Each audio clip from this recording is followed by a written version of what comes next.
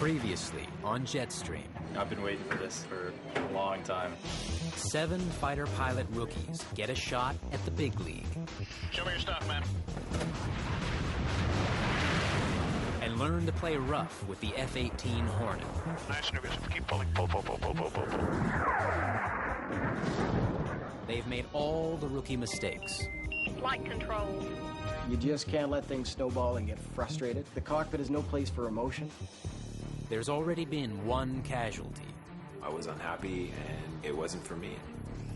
They've made it through their solo flights. Eat your heart out. This is f***ing awesome. And earned their call signs. And now Carney. Carney. Blow. Teabag.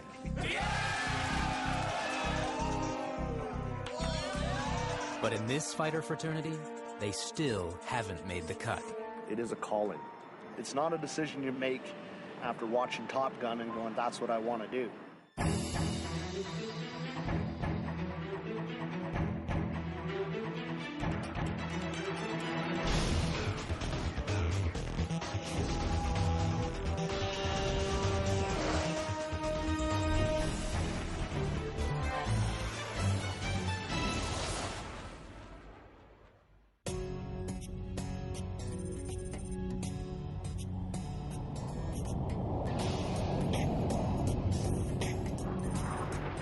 Cold Lake, Alberta is a long 54 degrees north of the equator.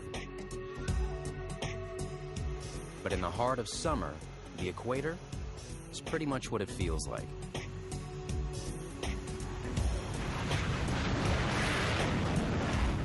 On the ground, the temperature cracks 100 degrees. Hot. Up higher, under the transparent canopy of a fighter jet, Sweat from my eyes. a pilot can feel like a bug pinned under a magnifying glass.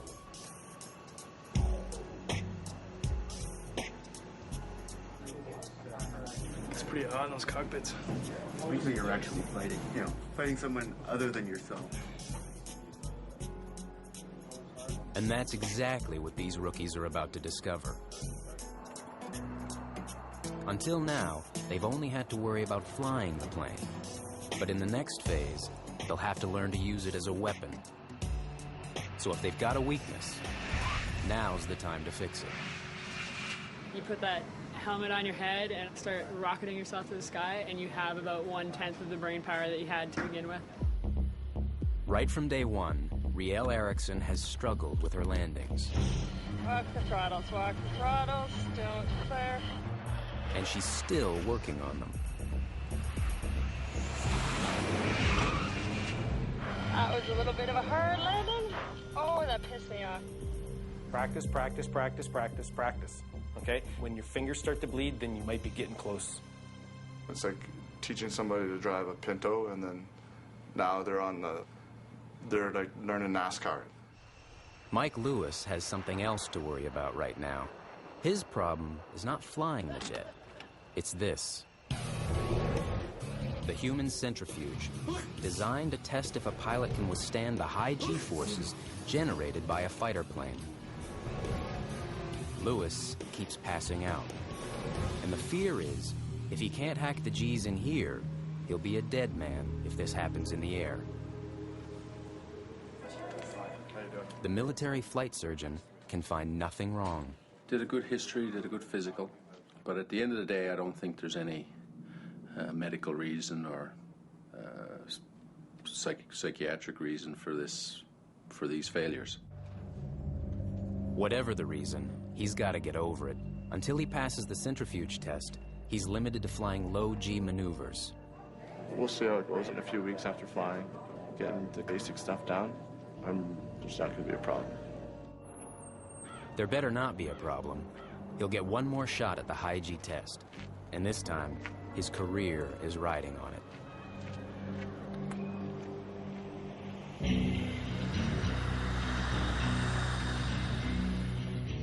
Lewis and the others will need every ounce of confidence now. Coming up is one of the most intense and nerve-wracking stages of the fighter school. Formation flying. the art of sticking together. It's something every fighter pilot must learn as a matter of survival.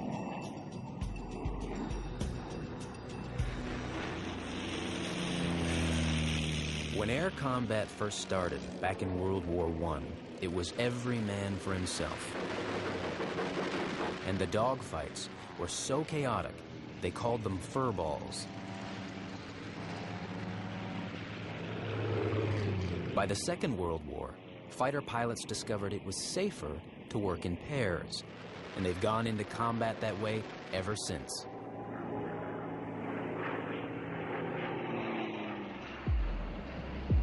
We never go to war by ourselves. The only time you'll find yourself fighting by yourself is if your leader, your winger, blows up. The reason is simple. At 400 miles an hour, the rearview mirrors on a fighter aren't much good. And no matter how hard a pilot swivels his head, there's a huge blind spot right on his tail. So, a lone fighter is always vulnerable. But when they fly as a pair, the lead and his wingman can watch each other's back. They call it checking your six.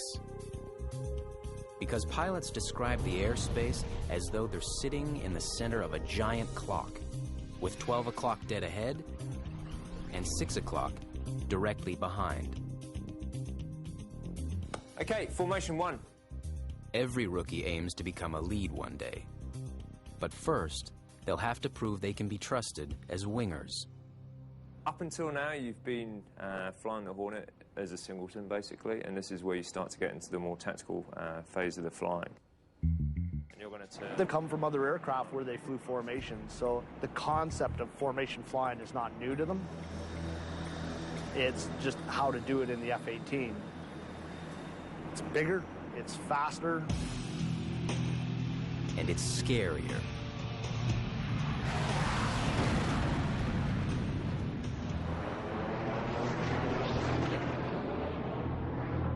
Really be hard on yourself. Okay, it's going to be big, it's going to be big, it's going to be big. Prep yourself for it, and that way you won't be tempted to fall back. Okay? Okay. If lead says check right, then just respond. It's also going to be way twitchier in this situation than any jet they've flown before. Walk your throttles forward, okay? Isn't that sort of like one? Just a little walks. Maybe that's all it needs, okay? Remember an old car, you kind of just move the steering wheel for no reason at all and it tracks straight. This plane, if you tap the stick around, it'll smash the plane around all of the time. Gotta be on the ball. Gotta be on the ball. Everybody formation legs. And more than any other so far, today's flight is going to test them. So what do you think the #1 objective is? Don't hit the other guy.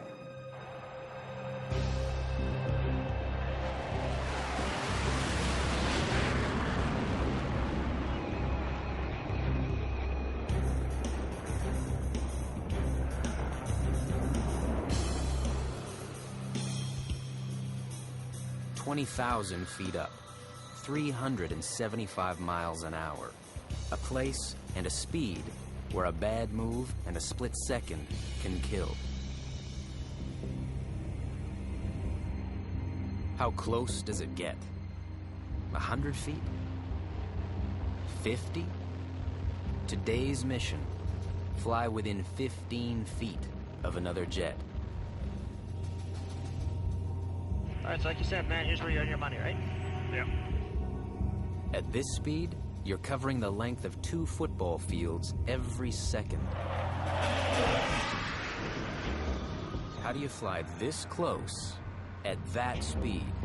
Simple geometry. Seamus needs to work the angles. You want to bring it in just a little bit closer than that. A little closer than that.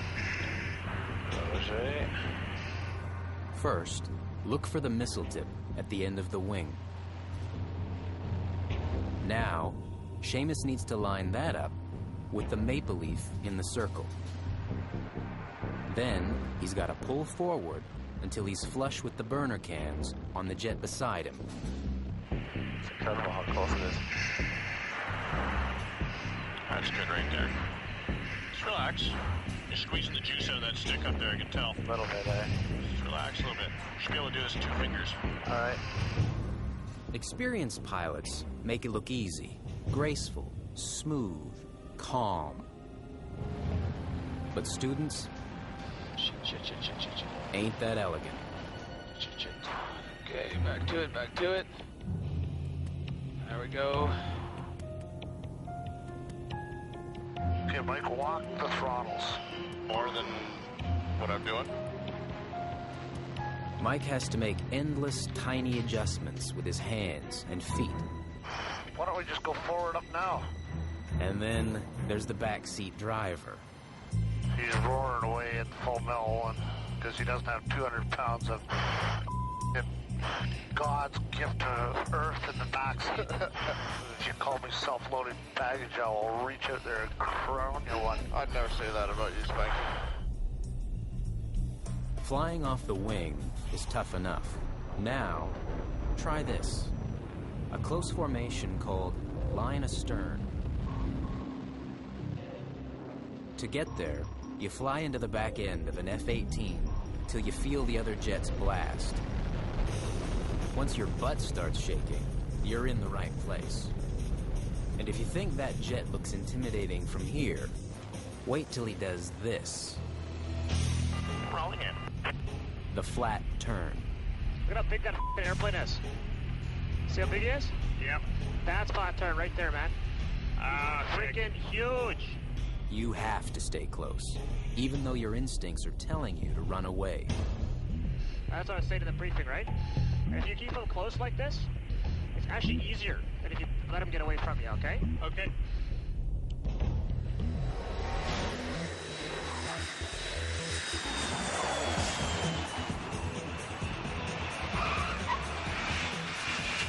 It's high-stress flying. But when you nail it, you own it. And despite his color commentary, Spanky is impressed. Hey, see any parts missing off the airplane? That's a good thing. It's good to go, yeah. For Formation 1, that's a successful mission. You can tell guys who have a little bit of experience or have flown formation in other airplanes a bit more. The only thing better than a great flight is when the deputy commanding officer makes a show of it. And Mike's feeling good about something else, too. He's got the orders. He's heading back to retake the G-force test. This time, he's going with the attitude that nothing can stand in his way.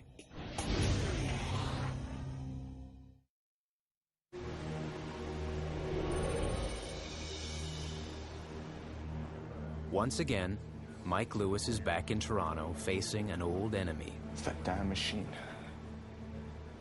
The human centrifuge. The machine that tests a pilot's ability to tolerate the punishing physical forces of a fighter jet. Mike must pass this test today if he wants to carry on any further in the fighter program. We will not be able to fly him in our basic fighter maneuver phase, which requires high G, turning and burning in the airplane, if he cannot successfully complete this course. Mike knows how serious this is, so this time around he's come well armed. He's reviewed his tapes from last time. You get sexier and sexier every G. Keep that chest pressure on. He's practiced the breathing technique to keep the blood circulating in his brain. And finally, for that extra athletic edge, a 4-story burger. Apparently, if you smoke and drink coffee and eat shitty food, it clogs up your arteries and you can do it a lot better. Look at the size of that. I don't even know how to smoke. It's no joke. High blood pressure is an advantage in the centrifuge, and Mike will take any help he can get. Whenever you're ready, Mike. Strap in and practice AGSM in the chair.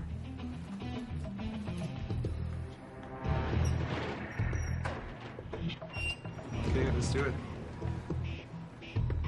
Mike must do a series of runs, but the big one, the one that matters, is the last. He must fight through 6 Gs for 15 seconds without any help from his G-suit. All right? Yep. Let's do this.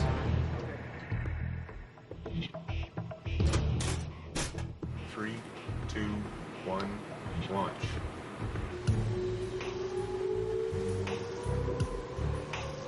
They start him off with a warm-up.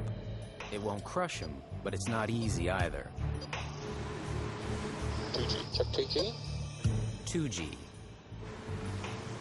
3G. Check 3. 3G. 4G. Check 4. He's never looked better. How you doing, Mike? Good to go. Good. On top at 5. Check 5. 5G. His body now feels like it weighs 1,000 pounds, but he's holding up. So good. Good job. Next one is the 6. Yep. 6 for 15. If he can handle 6 Gs for 15 seconds, he can put this behind him forever. R6 for 15 selected. Check R6 is on the board. Mike has the enable switch held in. All right, let's do it. Launching the R6 in 3, 2, 1, launch.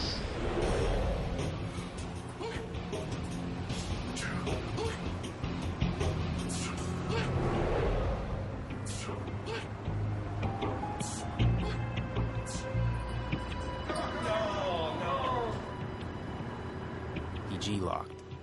No one can believe it. Yeah. Can you hear me? Yeah. Okay, head back. Oh, man. I think I let go of it. You okay? Yeah. All right. We're going to come to a full stop. Cold ass. Full I stop. felt so good there. Son of a bitch. Felt so good there. Keys stop in, doors open, tapes off. Felt so good.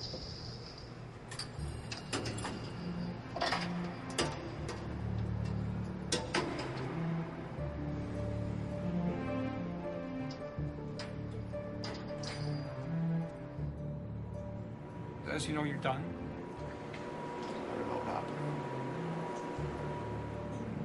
It's bad. But not as bad as it's gonna get when he delivers the news to his instructors.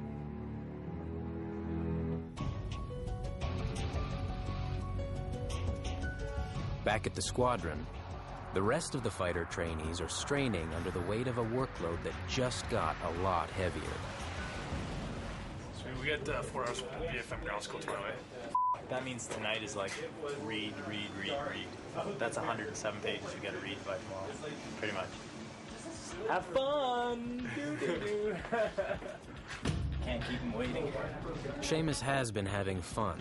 He's got a knack for formation flying and seems at home in the air. It's on the ground he sometimes gets into trouble, and it's about to happen again. The planes heading out to formation leave within seconds of one another. Seamus is feeling pressure to keep up.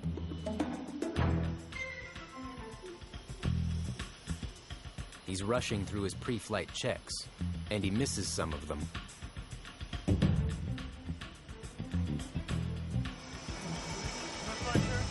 Then mistake number 2. Heading toward the runway, he speeds on the taxiway to catch up. By the time he takes off, he's already in trouble.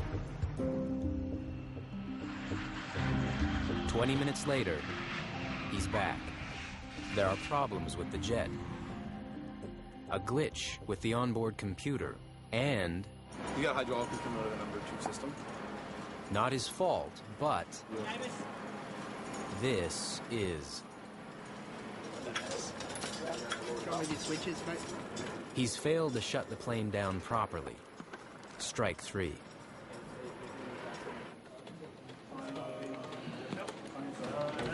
How many errors were on this thing? Few. Yeah. Few. Yeah, AC. Students have bombed the fighter course for screw-ups like this. Comments from the startup? Yeah, I missed the fire test A and B check. Where did that come from? Like, I know that we're going to be expected to go pretty fast later, so I was just trying to speed things up to see how fast they could go, but I ended up missing a couple things, which is... I'm not happy with the checks. I don't know where you convinced yourself that it was okay to just do Seamus's checks, but it's not. And then once we got onto taxiway Bravo there, you put the power up to like 79%. Why was that? Just to catch up a little bit. Yeah, so those type of power settings on taxiways, too much. No need, okay? So overall, how do you think it went? Below average. So there'll be a bit of red on the card for airmanship for checks. I want to see that you can do them right every time. When you fail any part of your flight, it goes on your permanent record in screaming red ink. Officially, it's called a red tick. Pilots call it blood on the page. And I was given some good advice by our course director. You know, no one ever failed off the course for having kept their lead waiting, but people have failed for missing checks. And Seamus would have certainly failed this particular flight, but he got lucky. Because his flight was interrupted by a broken jet, he'll get a rare second chance to do it all again. My own mistakes, those are the things I gotta fix. And it sucks.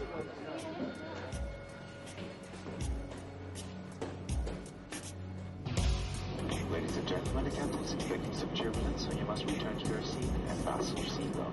Captain Mike Lewis has got bigger problems than any of them. He's about to land back in Cold Lake with bad news. And the squadron's new commanding officer will have to make a decision that could make or break a fellow officer's career.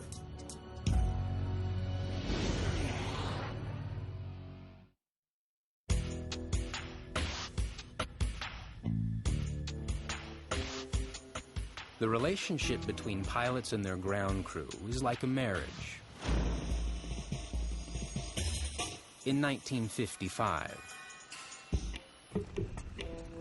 the pilots head off to work to bring home the bacon, while the ground crew keeps house, takes care of the kids.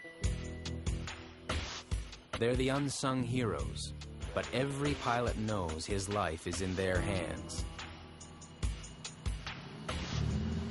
The F-18 Jobin's climbing into is older than he is, and getting fussy.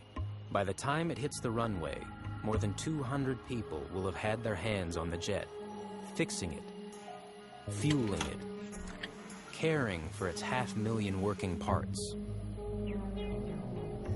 You constantly have to have eyes in the back of your head. When things get hectic, they get really hectic, and jets are rolling by, and the equipment's rolling in the opposite direction. You just have to be on your toes. And when something goes wrong with one of their $30 million babies, 230, gear done. They take it very personally. Flaps full. Jobin is practicing his landings, a touch and go. Landing gear. Landing gear. When the alarm tells him there's something wrong with his landing gear. Landing gear. Cargo reset. Worse yet, he's flying solo, so there's no instructor in the back seat to hold his hand. He tells air traffic control he's got an emergency. Car checks. Hold toward the inner. Aircraft emergency, CF-18, landing 31 left. The fear is that Jobin's landing gear could collapse on touchdown. And if there's a fire, emergency crews must be ready to fight it and pull the pilot out. Ski! Ground 65 miles, green, book down. Ops copies.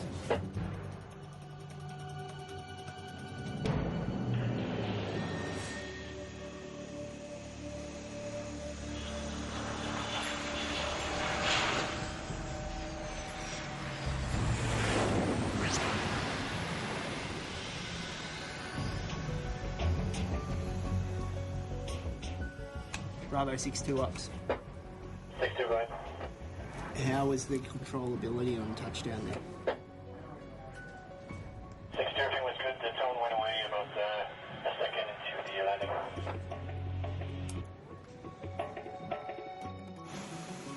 A warning tone that suddenly disappears without explanation. the F-18 can still surprise even the veterans on the ground crew. So where was your indication? It's just on touchdown, get the tone. On touch and go? Yeah. Okay. We got some paperwork to fill out inside, and we'll have to put it on jacks and figure out where it is. Until they find out what happened, the plane is grounded for repairs, and the maintenance crew is already swamped. Which means Master Corporal Scott McDonald's day just got a lot more complicated. Every once in a while, you get jets just break in left, right, and center for no apparent reason. Are you heading out or just coming back? Heading out. How long do you have? Like 5-10 minutes? Yeah, maybe 5 minutes. Okay. This is Carney. Carney is a student. The students have a very demanding timeline. They need the airplanes, and we'll do everything in our power to make that happen. You got about 4 airplanes you have to fix this afternoon. We got nothing to do. And 2 hours to do it. 4 sick jets, and 2 hours to fix them. It's a tall order. This patient doesn't look promising. Somebody screwed up. The landing gear is bleeding hydraulic fluid all over the hangar floor. Come on, you bitch. This jet definitely won't make it. Pump up in front. It's having an engine mount replaced. It comes out one way, you got to put it back in exactly the same way. Out on the runway, there's another jet with a problem in the cockpit airflow system. If it fails, the canopy could fog over and the pilot would be flying blind. Ready to put air? You just let me know. How long do you figure before you can hang it? Even with his crews busting their butts all morning, there's no way Scott can make the deadline. We need to have 4 jets by 2 o'clock, and we'll get 2 jets up in serviceable, but we'll be short missions.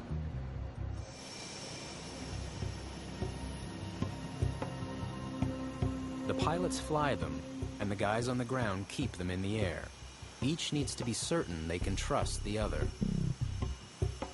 The pilots, in my opinion, have to respect the techs because their lives are in our hands every day when we do repairs. And we have to have a great deal of respect for the pilot in the fact that when we're standing in front of that jet, it would take nothing for him to hit the throttle accidentally or run us over. That bond of mutual trust can be fragile, as Yannick Jobin is about to find out. When a pilot parks his jet, he and the ground crew use a precise set of hand signals to talk to each other. The jet will still be running when the tech dives underneath to chock the wheels. In that moment, he'll be utterly vulnerable. So he signals Jobin to keep his foot on the brakes. Jobin confirms. But suddenly, he lets the plane creep forward and the ground crew has to jump clear. Jobin has just broken the cardinal rule. Flight safety, any flight safeties we want to bring up, block, training rule adherence, anything like that. Anything? I got nothing. You sure? Yeah. For flight safety, well, I got the ground safety vaccine. You're nearly running over the ground crew? Yeah. That one? We'll talk about that more later. Okay. It's one of the worst things a pilot can do. Back in the day, Jobin's carelessness might have ended in fisticuffs.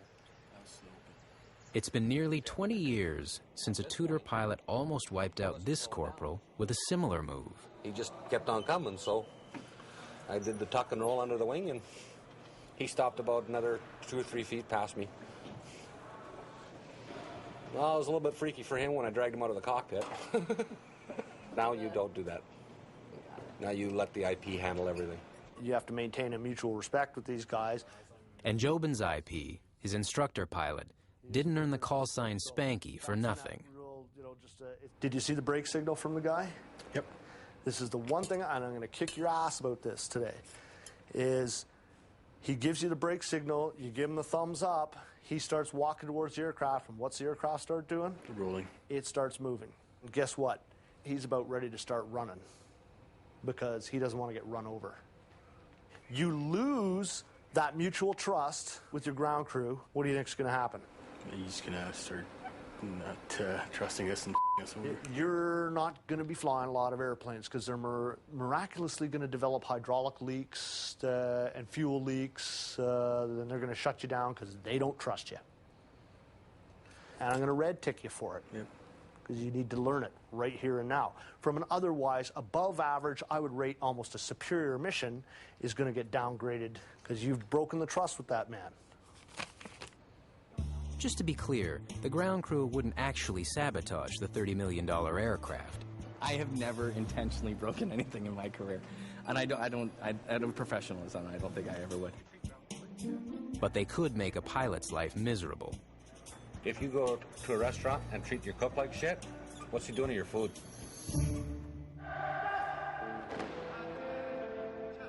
Knowing you can trust a guy is the glue that holds this place together. And right now, the squadron's brand new commanding officer, Lieutenant Colonel Dan Constable, has a big problem, literally standing in front of him. They're no longer sure they can trust Mike Lewis to stay safe in the air.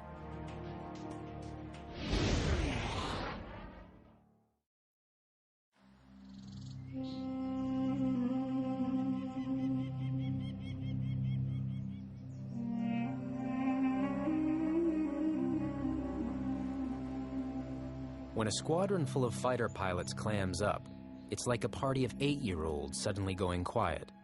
You know something's up, and you know it isn't good. For the past couple of days, the 410 squadron's usually open doors have been closed tight, and mouths shut even tighter. We don't know what's going on the inside. It's human nature. You're always going to speculate, you know, what if, right? It's about Mike Lewis. Effective immediately, the CO has removed Captain Lewis from flying on FPC-39 pending the results of this PRB. Mike Lewis is grounded. And the instructors on this progress review board must consider if he should ever fly fighters again. We are faced with Mike Lewis not being able to pass the centrifuge training. And what we're ultimately concerned about is, will he be able to hack it in the aircraft? Just brought up documents. Usually, review boards deal with a pilot who's failing in the air. Mike's situation is a first. His repeated failures in the centrifuge have forced them to consider, what if this happens to him while he's flying the F-18?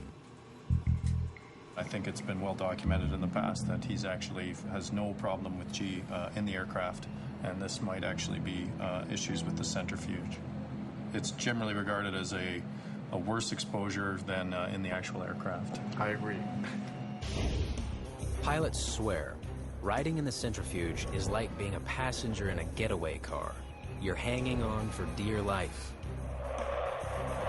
In a jet, you're in the driver's seat. You'll get rocked around, but since you're in control, you can adjust to fend off the strenuous G-forces.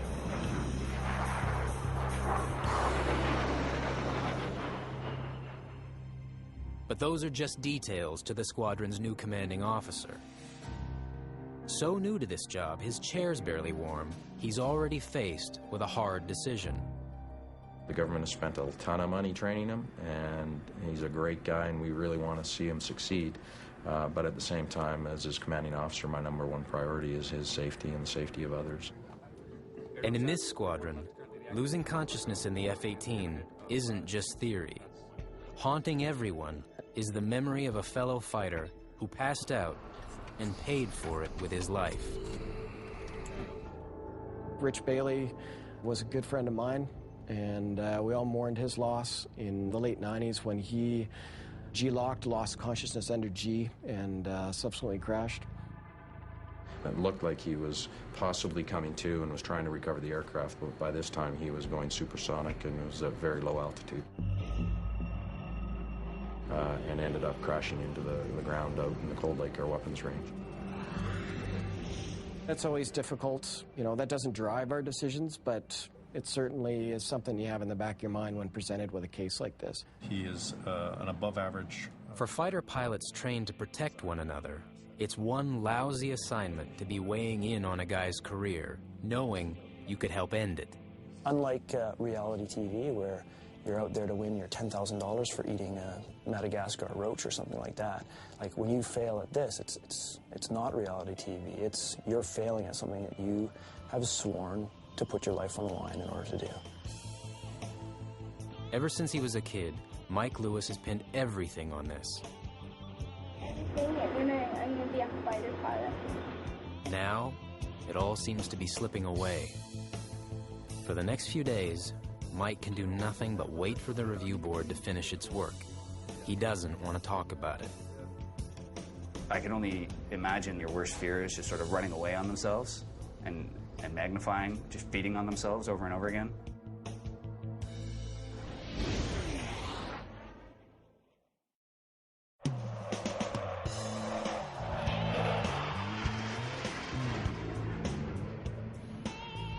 Dave McLeod, the new guy, the guy who started the course a month behind everyone else, is on a roll.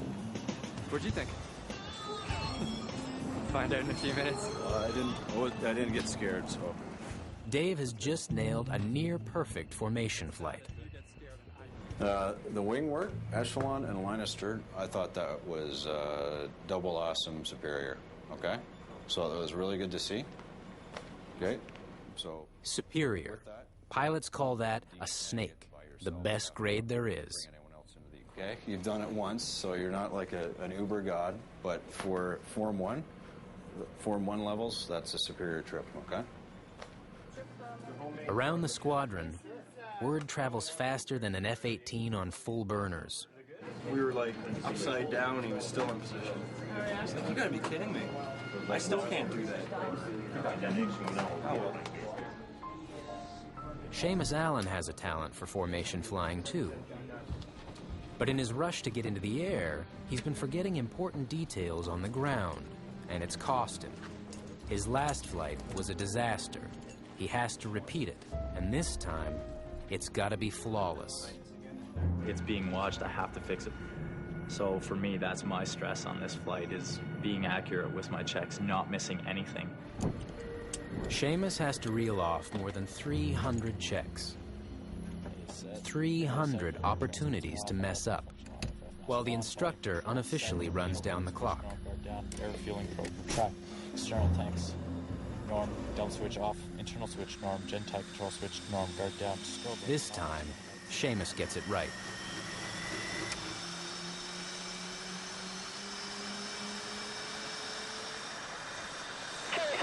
The wind's 280 at 6 knots, both cables up, clear, take off runway 31 left. But now, the hard part begins, starting with a formation takeoff. 229, clear, take off on 3 right.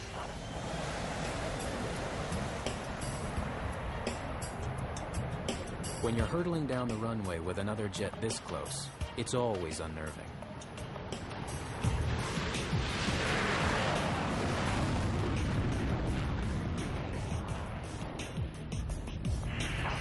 Good, 309 knots. Formation is about position. Seamus has to know where he is, where the next guy is, and where they're going. Together, you're 4 times as strong. Alone, you're a sitting duck. Impressive as it may look, flying this close isn't much good in combat. After all, you wouldn't want to shoot a heat seeker with lead a few feet off your wingtip. So today's mission is long-range formation, putting some air between the jets. But in combat, they must maintain radio silence over enemy territory. So how do you turn 4 planes this far apart without anyone saying a word? The lead jet starts a 90-degree turn to the left. When the wingman sees lead's nose pointed at him, he starts his turn. Lead then passes below and behind the wingman. The pair at the back of formation follows suit, and they're all back on the attack. Experienced pilots say even that far apart, you can spot a plane against a cloud like a bug on a bedsheet. But for a rookie like Seamus, that bug seems mighty elusive. Trunk. Oh, I'm so behind. Because lead is below him, Seamus has to twist in his seat, stretching, leaning, trying to keep visual contact. Lead starts his 90-degree turn. Seamus follows, but gets his own angle wrong.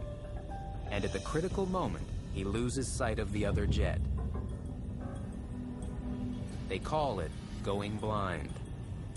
The rest of the formation leaves Seamus behind. But listen closely to this. Nothing. And that's Seamus's real sin. Failing to radio his lead to say he's on his own and exposed.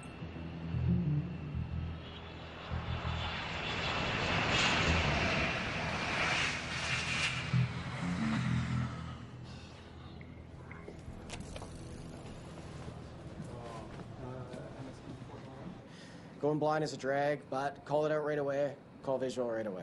I'll tell you a little secret, all right? As a wingman, you will not be visual 100% of the time, okay? You'll probably be visual about 95% of the time, but there will be times when you momentarily, you'll lose your lead, and then, okay, pick him up, lose lead, pick him up. Seamus was blind and alone for just a few moments, long enough to get blown out of the sky in combat. I don't know anything. It's a new aircraft. I just feel like I'm a useless sack on this. What's worse than one right there? You'll be fine, man. You know, it's like Hey, James, what do you got on your chest? Oh, hey, it's a set of wings. Oh, hey, let me take them off. It was less responsibility when they weren't there. Well, you want to play some food? Freeze ball? They'll all help Seamus get through his personal battle. Whether it's Dave, who just scored another superior flight, or Mike Lewis, who is about to find out if he will ever fly an F-18 again.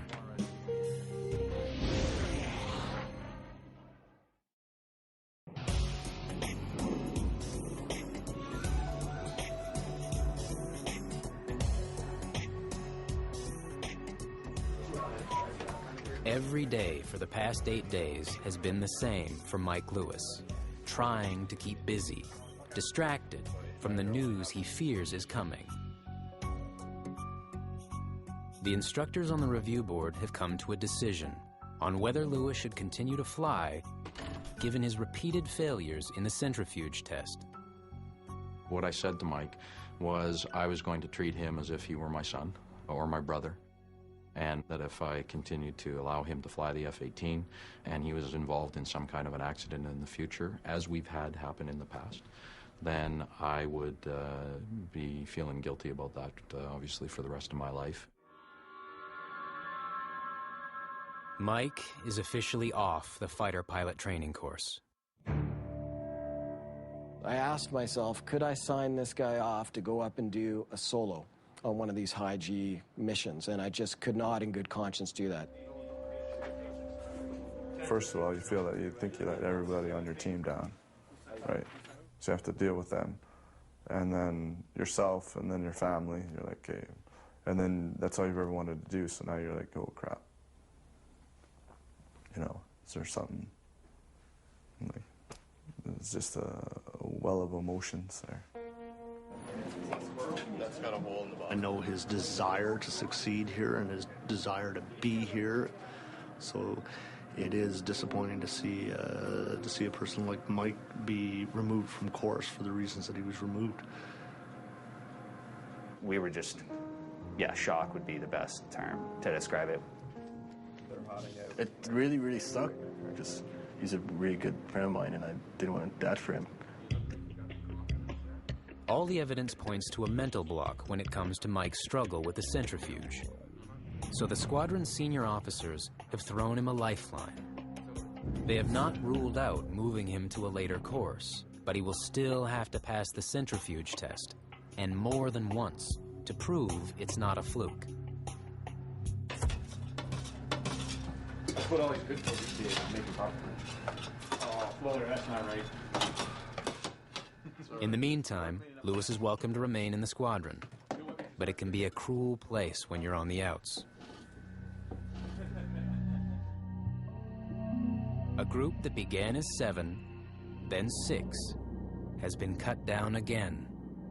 And on this course, that won't be the last of the casualties. That's next time on Jetstream.